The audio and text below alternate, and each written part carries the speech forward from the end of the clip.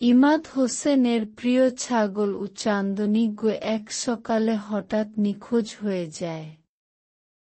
সে গ্রামের মাথা ও মাথা খুঁজে বেড়াল, কিন্তু কোনো চিহ্ন নেই। ফসলের জমির পাশে ইমাদ হোসেন দেখতে পেল ছোট ছোট পায়ের ছাপ আর কিছু ছেঁড়া গাছ। সে বুঝল যে তার চান্দনী হয়তো পাশের বাগানের দিকে গেছে। ঝোপঝাড়ের ভেতরে মধ্যে দিয়ে ইমাদ দেখতে পেল এক গোপন বাগান। চান্দনী খুশি হয়ে লাফাচ্ছে আর খাচ্ছে বুনো সবজিগুলো। ইমাদ হোসেন তার দাদুকে নিয়ে এলো সেখানে। দাদু বললেন, এই জায়গাটাকে যদি পরিষ্কার করে চাষ করি, অনেক ফলন পাবি।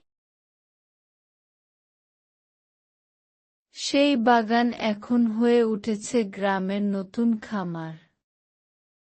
চান্দনী হারিয়ে না গেলে ইমাদ হোসেন এই জায়গাটায় হয়তো কখনো